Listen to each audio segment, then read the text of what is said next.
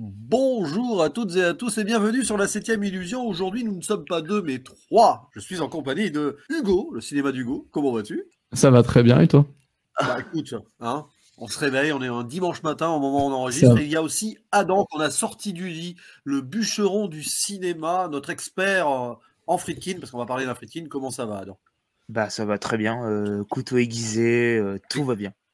Et oui, parce que j'ai un peu spoilé, mais bon, vous avez vu le titre aussi, hein, et la miniature de la vidéo quand même avant. On va parler du tout dernier, de l'ultime, du posthume malheureusement, William Friedkin qui est décédé alors que le film était encore en post-production.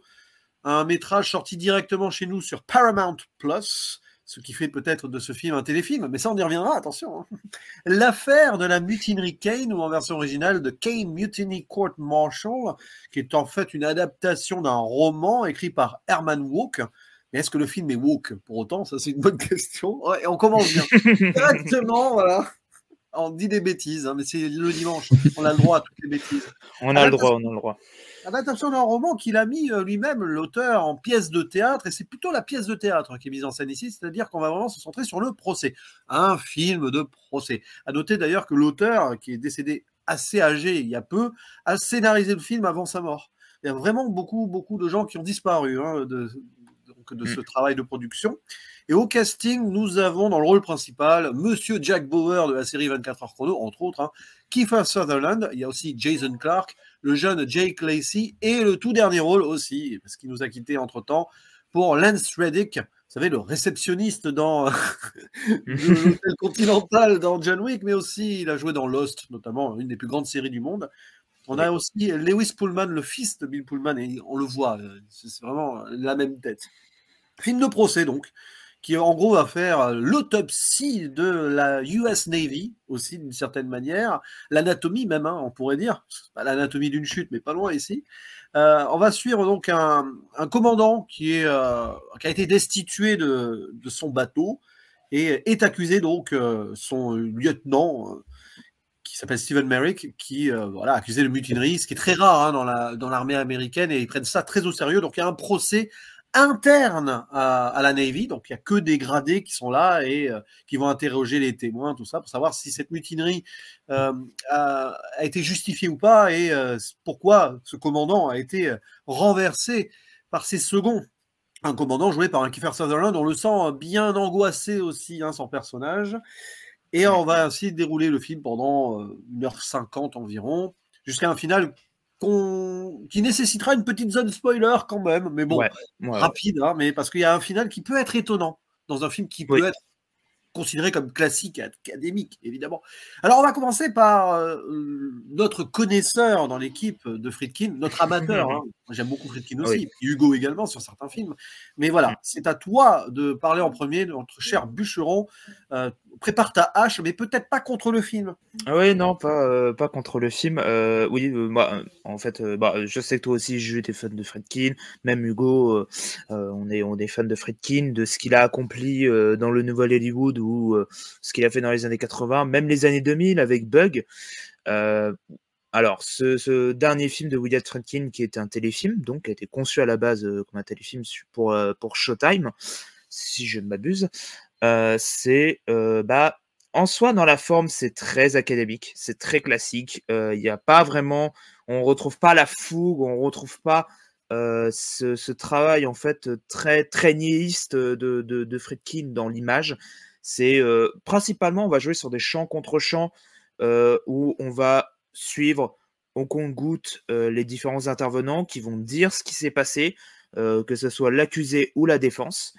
Et là où en fait académiquement, moi formellement c'est académique, on ressent tout de même que Friedkin a pour son ultime film gardé son âme et surtout quelque chose en fait qu'il a sculpté quasiment toute sa carrière, même toute sa carrière, c'est-à-dire en fait la déchéance humaine. Forcément, vous connaissez parmi ses plus grands films L'Exorciste, Sorcerer. Ce sont des films sur des humains en train de chuter, de tomber quelque part, et ça ne déroge pas à la règle avec le personnage de Jack Bauer, Kiefer Sutherland, et de ce général dont on suspecte qu'il serait malade mental, et que du coup il a dû être destitué. Et En soi, le film, c'est pas un grand film de Friedkin, c'est un film mineur dans sa filmographie. Beaucoup de gens l'ont déjà dit ça, mais c'est vrai, c'est un fait. Mais pour son dernier film, il a fait un film qui est à son image, c'est-à-dire un film dont il n'a pas honte dans sa forme. Il est ce qu'il est devenu, mais on en reparlera de ça un peu plus tard parce que ça participe au discours interne du film. Et surtout, je pense qu'en fait, c'est un gros film doigt d'honneur à tout le monde. L'ultime doigt d'honneur que fait Friedkin à tout le monde. Il a fait ce qu'il avait envie de faire. Et je pense qu'en fait, c'est bien. Parce que c'est rare des réalisateurs qui peuvent terminer une carrière sur un film qui leur ressemble. Voilà. Ah oui, ça on en reparlera après. Hugo, du coup, quel est ton ressenti sur cette ultime œuvre de Monsieur Friedkin? Ouais, bah comme vous l'avez dit, moi je suis habituellement assez fan de ce que propose Friedkin, bien que j'en ai pas vu beaucoup. Mais là, sur ce coup-là, non, je suis pas fan honnêtement. L'affaire d'Amundsen Kane, effectivement, c'est sorti sur Paramount Plus et je trouve que ça handicape déjà beaucoup le film, qui, comme Adam l'a dit, est vraiment très académique. Hein, c'est très lissé, très poli aussi. C'est pas un film qui, dans sa mise en scène, va être grandiloquent. Surtout que c'est un film de procès et on sait la difficulté que c'est de filmer un film de procès. Il y a quelques semaines, on avait parlé justement avec Adam du procès Goldman où justement là, il y avait une mise en scène tout à fait surprenante qui gérait parfaitement son huis clos. Ben là, chez Friedkin, en l'occurrence, le huis clos, je l'ai trouvé très ennuyant justement à cause de ce côté très académique et même dans le propos du film, il y a certains trucs qui me dérangent, mais globalement, ce qu'il y a de positif, ce que je noterais, c'est le tout début et la toute fin qui en fait forment un ensemble, mais c'est vrai qu'il y a peut-être un ventre creux de 1 heure dans tout le milieu du film, quoi. Donc c'est relativement énorme comme creux, quoi. Donc ouais, non, je suis vraiment pas fan. Alors, c'est intéressant hein, de vous entendre parler de ce film comme cela. Moi, je suis plus, on va dire, dans l'approche d'Adam là, par rapport à ce métrage. Maintenant, je vais pas non plus l'encenser, ce film, clairement pas. Par contre, ouais, pour revenir sur l'académisme, moi, ça me paraît très intéressant de faire un point là-dessus parce que, oui, le film est très classique, voilà, il y a rien qui dépasse.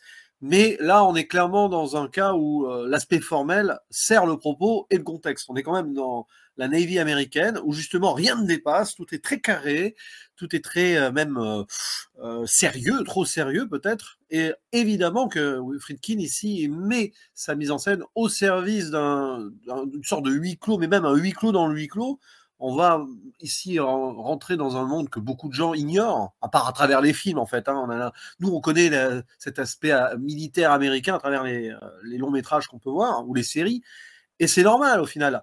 Tu parlais, Hugo, et à juste titre du procès Goldman. Là, c'est pas pareil. Le procès Goldman, c'est un procès populaire où justement il y a beaucoup d'aspects sociaux et qui rend, on va dire, compte d'une époque avec des citoyens et donc ça bouillonne. Donc forcément, là, la mise en scène de Cédric Kahn était parfaitement adaptée. Et j'ai envie de dire que celle de Friedkin ici l'est totalement. J'aurais jamais pu imaginer une mise en scène façon procès Goldman sur ce film-là. Ça aurait été déplacé, ça n'aurait pas fonctionné d'ailleurs. Idem pour l'anatomie d'une chute, qui joue beaucoup sur des enregistrements à droite à gauche ici. Là, on est plus dans le secret militaire avec des témoignages à droite à gauche. Si ce n'est qu'il y a un média extérieur qui intervient plus ou moins indirectement, c'est le roman. Enfin, il y a un romancier parmi les militaires et tout. Et sur ses écrits, il y a des témoignages plus ou moins justifiés ou pas. Après, le nœud de l'intrigue en soi n'est pas le plus passionnant. Hein. C'est assez traditionnel. On voit ici quelqu'un, un vieux de la vieille, la vieille garde, l'autorité. Donc, ça fait plus de 20 ans qu'il est dans ce poste-là, le personnage de Kiefer Sutherland, qui visiblement a été renversé par la jeune génération. Le discours, il est là, et je pense que c'est ça aussi, Hugo, qui est un petit peu dérangé sur certains points. Ça montre un peu que les jeunes blancs-becs ne respectent rien et ne sont pas pris au sérieux au final par le film d'une certaine façon, ou sont jugés par le film en mode, voyez les jeunes, vous voulez mépriser les anciens, mais en fait, vous n'avez rien compris. C'est vrai que ça pourrait être le message du film, même si c'est peut-être un peu plus subtil. Et donc il est là, oui, considéré comme pas en grande forme, oui, il a l'air un peu anxieux à faire tourner ses billes dans la main et tout, et donc c'est sur ce propos-là qu'il aurait été renversé, parce qu'il y avait une sorte de tempête là qui arrivait, etc. Mais ne serait-ce pas en fait un prétexte pour remettre en cause l'autorité. Donc ça questionne aussi le rapport humain et générationnel dans l'armée américaine, un endroit où on suit des règles, mais les règles sont prêtes à évoluer ou pas. C'est très intéressant ça. Et bien après, on va entendre chaque partie, même de tout. Hein. On a le maître, enfin un matelot là qui apparaît à un moment là. On a à peu près vraiment les points de vue différents, mais c'est vrai qu'à un moment on peut décrocher. Surtout si on s'intéresse pas forcément à cet aspect-là de la Navy et tout, c'est pas forcément pour nous Français quelque chose d'ultimement passionnant. Mais évidemment, Hugo, tu l'as dit quand même, hein, à juste titre, même si tu as des réserves sur le film, l'ouverture et la conclusion du film sont parfaites à ce niveau-là, puisque dès le début, de toute façon, on fera une zone spoiler quand même, hein, mais dès le début, on comprend que, alors, il y a un avocat joué par Jason Clarke qui va défendre l'accusé, le jeune qui a conduit la mutinerie, et cet avocat, on le sent, il a été presque un peu commis d'office, puisque il aurait préféré être du côté du procureur à accuser celui qui défend. Et bien rien que là, tu as le propos. Voilà. Le film en dit long là-dessus. Tu as quand même quelqu'un qui va devoir déployer sa plaidoirie sans y croire. Comme ça, hein, c'est Friedkin aussi. Hein. Question sur la croyance, question sur est-ce que vraiment on croit en ce qu'on défend, etc. Il y a ce genre de choses dans L'Exorciste de toute façon. Et derrière, il y a aussi, je pense, derrière ce film, c'est dans le roman ou la pièce de théâtre de base, mais une remise en cause de l'autorité américaine à travers l'armée, parce que voilà, ils sont dans leur petit monde là, mais au final, ils sont vraiment dans leur monde, quoi. C'est pour ça que je pense, nous spectateurs hors militaires, et le film est comme ça, on se sent un petit peu tenu à l'écart, dans une mise en scène qui tient à l'écart, voilà, qui isole d'ailleurs sur cette chaise chacun des intervenants qui est interrogé et tout. Très beau décor, hein, je trouve, au final. C'est très minimaliste, mais très beau décor, voilà. Tout boisé, très vieille Amérique, quoi. Et le film met en place cette vieille Amérique, mais ne fait pas que la défendre, je pense, la critique un peu. Je sais pas ce que vous en pensez du coup, Adam, là-dessus peut-être. Est-ce que c'est un peu plus subtil qu'un film de boomer? Tiens, balançons les mots. Hein. Ah, voilà, ouais, le terme de film de boomer. Bah, en fait, je pense que quelque part, en fait, moi, j'ai remarqué qu'en fait, le film était une sorte de, en tout cas, le personnage de Kiefer Sutherland peut être vu comme un double de Friedkin. C'est-à-dire que c'est une vieille personne qui a connu la gloire, qui a connu le succès, qui a déchanté, et au final dépassé un peu par les événements, mais que tout au long quasiment du film, en fait, et la mise en scène, d'ailleurs, tu le dis, même si, comme je l'ai dit, elle est très académique, mais par contre, il y a un jeu qui est très subtil, mais qui est très intéressant. C'est-à-dire, ça tourne tout autour de cette chaise, c'est-à-dire que toujours, Kiefer Sutherland sera filmé. En fait, on peut voir ses mains, mais il sera jamais filmé en contre-plongée pour montrer sa puissance, bien au contraire. Et il est abattu. Et même d'ailleurs, à chaque fois, on filme son visage. Et d'ailleurs, l'interprétation de Sutherland est incroyable là-dessus. C'est qu'en fait, on a l'impression qu'il fuit notre regard tout le temps. Et, et aussi, justement, cette jeunesse qui tente de le destituer, elle est montrée en position de force aussi. Parce que la vieillesse aussi fait son temps, même si le film penche plus du commandant déchu, parce que c'est le miroir de Friedkin, mais ça on en reparlera à la toute fin du film. Et même le plaidoyer de Jason Clarke, c'est-à-dire qu'en fait il doit jouer des deux côtés du bateau. C'est-à-dire que, c'est un mauvais jeu de mots évidemment, mais c'est surtout en fait à la fois il croit pas en ce qu'il dit, mais que ouais et aussi il doit mais quelque part il sait que justement en fait ce commandant a déchanté, et même comme tu le dis, le décor est très minimaliste, on est tout le temps enfermé, pas au début ni à la fin, on est tout le temps enfermé dans cette pièce très ordonnée, très même d'ailleurs ceux qui sont les jurés, ils sont alignés, ça forme quasiment une droite si on regarde bien la mise en scène. Même si on est souvent dans des champs contre champs, la mise en scène de Friedkin joue quand même sur le rapport de force, et même en matière générale, c'est si Friedkin n'est pas aussi vital, moi en tout cas son film n'est pas aussi vitalisé que sa fureur des années 80, parce que les années 70, certes il y avait une fureur, mais c'était très gris, très plus porté sur la nuance, on n'est pas sur Bug non plus, mais quelque part je trouve c'est un film qui est, comme tu le dis, qui est beaucoup plus nuancé que ça, sur le fait que je pense que Friedkin est conscient lui-même de ce qu'il a été, de sa déchéance, mais que à l'âge où il a été et malheureusement décédé, bah, il n'y en avait plus rien à faire en fait. C'est-à-dire qu'il a eu sa carrière, il a eu ses trucs, sa carrière, elle a été en chute libre aussi. Hein. C'est d'ailleurs en fait aussi la forme est à l'image en fait de la carrière de Friedkin. C'est-à-dire c'est vacillant. Friedkin a autant enchaîné les chefs-d'œuvre que des films formellement un peu bizarres ou alors très très éloigné de ce qu'il a fait et il assume et je trouve que c'est bien qu'il assume cette forme téléfilm, qu'il arrive à suffler quand même tout quand même le cœur même de son cinéma. Alors là, je sens que Hugo, il prépare ses armes là parce que bon, on a balancé film un peu vieux, peut-être un réac, mais réac contre quoi? Ça, on y reviendra dans la zone spoiler. Mais bon, l'idée de la mise en scène, je pense qu'on a fait le tour sur le côté très carré, très structuré, architectural, voilà, tu l'as très bien dit, hein, dans les rapports de force et tout. Mais Hugo, voilà, que penses-tu de ce message là, avant d'arriver, après on pourra sûrement transitionner vers la zone spoiler, le message qui t'a un petit peu dérangé, toi en tant que jeune. Bon, le bûcheron du cinéma, il est jeune aussi, mais c'est un vieux jeune. Et... Allez, Hugo, tu peux te lâcher, on t'écoute. Ouais, bah comme vous l'avez dit, hein, y a une confrontation assez évidente entre la jeune génération militaire et la plus ancienne. Il y a aussi un parallèle évident du coup avec Friedkin. Et c'est vrai que c'est un truc qui me dérange un peu de faire ce jeune réac-là qui va finir sa carrière sur un doigt d'honneur un peu à la Kubrick. Et en fait, ça me dérange un peu parce que Friedkin, c'est quelqu'un qui vient du nouvel Hollywood, donc qui lui aussi, à un moment donné, a été ce jeune qui fait un doigt d'honneur à l'ancienne génération pour prendre sa place.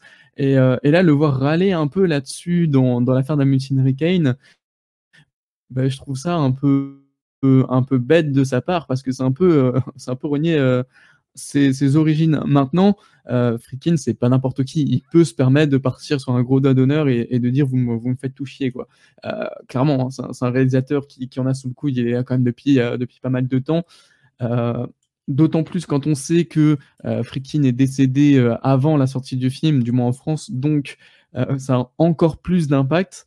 Mais il y a ce truc-là qui me dérange un peu de réactionnaire à deux balles, quoi. C'est-à-dire que il se plaint de choses qu'il a lui-même fait et qu'il ne regrette certainement pas. Hein. D'ailleurs, je pense que Friedkin ne regrette pas d'avoir pris les commandes du nouvel Hollywood avec ses camarades de l'époque. Donc voilà, c'est un aspect qui me dérange. Et aussi, c'est comme tu l'as dit, Adam, c'est un film qui manque peut-être de vitalité, de peps et d'énergie.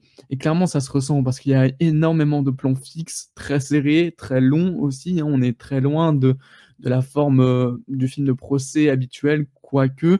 Mais en tout cas, on est toujours dans ce truc très, très mortifère un peu en termes de mise en scène. Et ça a tendance à être chiant, pour employer les termes comme je les pense, parce qu'il y a toujours, malgré la mise en scène qui, évidemment, signifie beaucoup de choses et raconte finalement le propos, comme tu l'as dit, Adam, avec les rapports de force, etc., ben, il en reste pas moins que c'est pas très galvanisant, quoi, comme mise en scène. Et c'est ces deux choses-là qui, principalement, m'ont sorti du film. Après, pour dire ce qui m'a plu, on en parlera peut-être après en partie spoiler, donc je ne m'avance pas. Je pense qu'on va la lancer, la partie spoiler, parce que là, elle est presque... Elle nous tend les mains. Ouais. C'est intéressant parce que Friedkin qui fait son doigt d'honneur là, j'ai l'impression qu'il a réussi à faire ce qu'un de ses collègues du Nouvel Hollywood, Michael Cimino, n'a pas pu faire. Voilà. C'est un peu touchant aussi. Mais ils sont très liés, lui et Cimino, parce que je pense, moi je suis pas totalement d'accord sur le fait que, oui, certes, Friedkin a toujours été un peu, a été le cinéaste doigt d'honneur, que ce soit avec L'Exorciste ou avec plein d'autres choses, mais il y a quand même chez Friedkin quelque chose de l'ordre de la hiérarchie et de l'ordre de respect de l'ancien. Là, je vais un tout petit peu dépasser le cadre du film. Mais en fait, il a toujours eu un respect pour ses aînés, par contre. Friedkin, on le voit, il a toujours eu un respect pour ses aînés, même par rapport même à ses films. Quand on voit L'Exorciste, c'est pas qu'un doigt d'honneur à la religion. Bien au contraire, c'est beaucoup plus nuancé que ça. Et que les prêtres, c'est pas des gros idiots. Si on aurait voulu faire un vrai doigt d'honneur, ce serait des gros idiots incompétents. Ce qui n'est pas le cas dans L'Exorciste, on est tous d'accord là-dessus, je pense. Il y a toujours eu une relation très compliquée, mais là, Friedkin sait qu'il est vieux, mais il l'assume. Je préfère ça qu'un faux film qui s'assume jeune, mais qui, quelque part, est trop vieux pour ce qu'il prétend être. Ouais, c'est vrai que Après, c'est mon avis. c'est intéressant ce que tu dis, parce que même dans l'Exorciste, par exemple, le personnage de Max von Sydow, le vieux prêtre, d'ailleurs, c'était intéressant parce qu'il le faisait jouer, il l'avait vieilli pour le rôle. C'est pour ça que j'avais l'impression que c'était un acteur qui était toujours âgé, mais non, il jouait un rôle plus âgé à l'époque. Il y avait ce prêtre-là qui était limite plus réfléchi que d'autres. Tu as le personnage de Gene Hackman dans French Connection, enfin voilà, on pourrait faire toute la liste si on veut. Mais du coup, on va arriver à cette finalité qui est presque annoncée dès le début de toute façon, qui tourne autour de l'avocat, donc joué par Jason Clarke, donc spoiler évidemment, là, voilà. Dès le début, donc il le dit, il n'a pas envie de le défendre, il le dit directement à ce blanc-bec là qui a fait la mutinerie. Moi, je suis là, je vais vous défendre parce que je suis obligé. On ne sait pas trop pourquoi, mais il est obligé. Voilà. Et à la fin, alors quand il s'est rendu compte, il y a mis tout son cœur, mais qu'il a participé à la chute ultime donc du personnage de Kiefer Sutherland, il fait de la peine. Hein. Le point de vue de Friedkin est clair. Hein. Il prend parti pour la vieille garde, ça c'est clair. Et en effet, il l'assume, comme tu dis, Adam. Ça fait en effet discours un peu de vieux réac, entre guillemets, ouais, mais bon, Friedkin, il avait plus de 80 ans au moment où il a fait le film. Il savait qu'il était malade, il savait que c'était la fin, il n'avait plus rien à faire.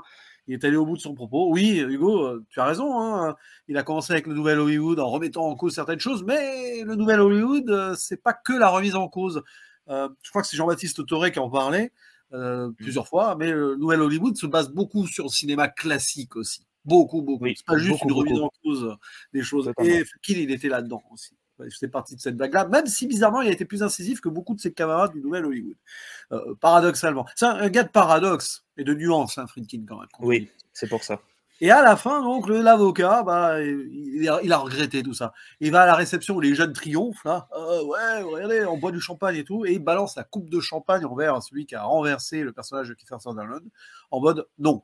Je ne respecte pas, je n'accepte pas ça. Et c'est vrai que ça fait brutal, ça fait message, ouais, ok boomer. Bon. En plus, Jason Clarke, oui, son personnage est plus proche, quelque part, finalement, de la génération de Kiefer Sutherland. Il est entre deux, quoi. Mais bon, voilà. Il est dans cet entre-deux-là.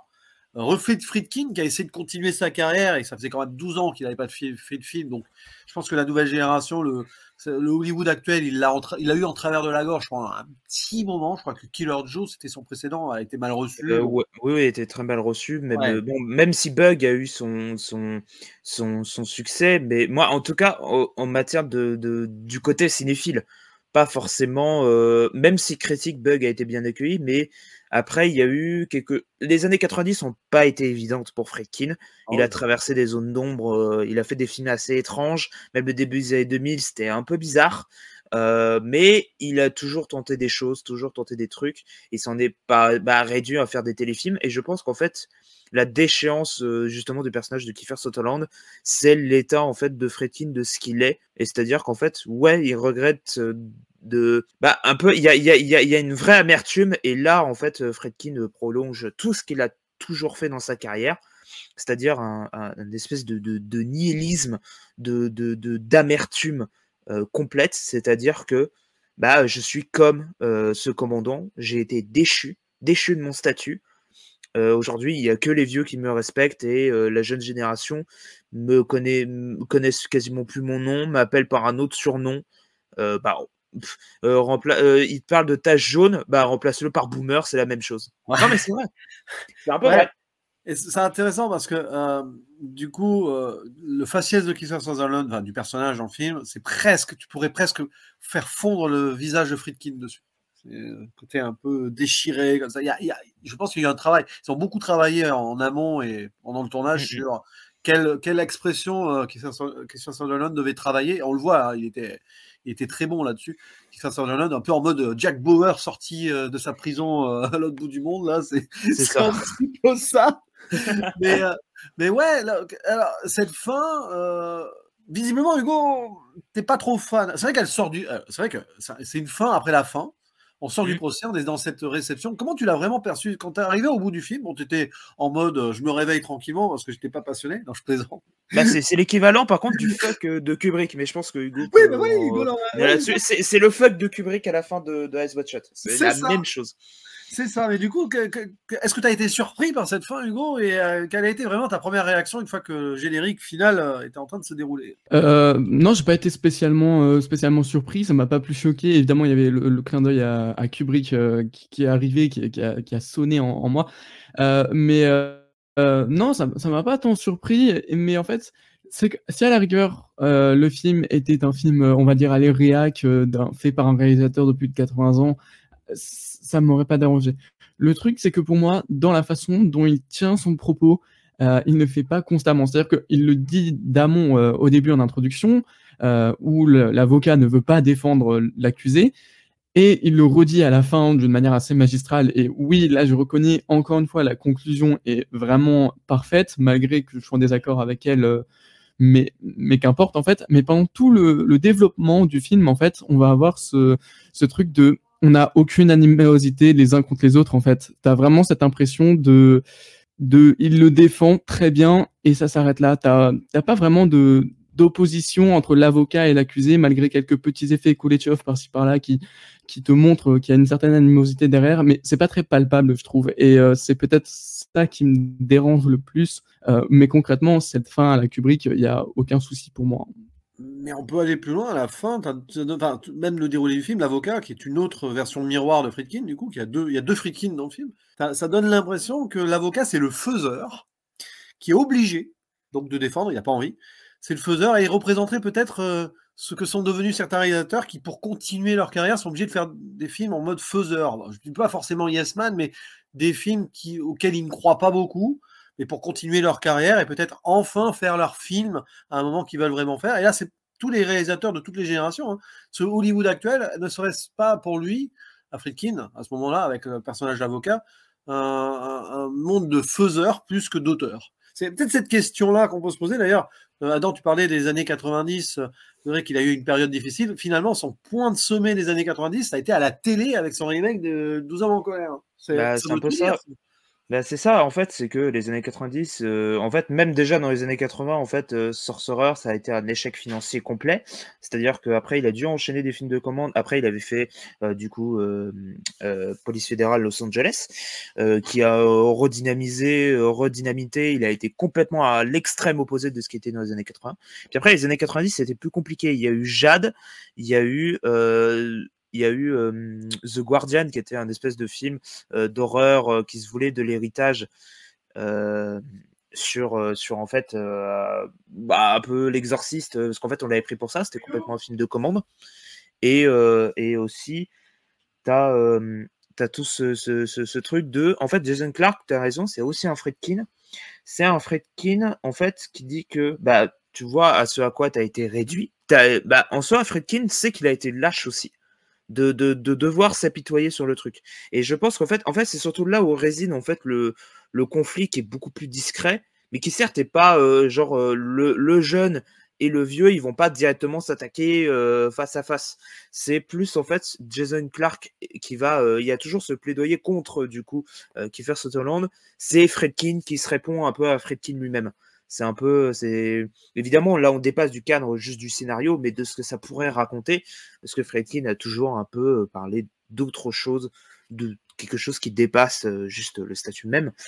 Et ça, je pense qu'en fait, c'est visible dans tout le film, mais du coup, comme Jules l'a dit, c'est un cinéaste qui est très nuancé, qui a toujours été une espèce de frontière ligne sur le fait de en fait, il sait ce qu'il est, il assume ce qu'il est, mais en même temps, il s'attaque un peu lui-même. C'est parce que Friedkin, en fait, quand on voyait Friedkin lui-même en interview, ou même ce qu'il pense de ses films, c'est les deux Friedkin, Jason Clarke et Kiefer Sutherland, ils sont dans le film.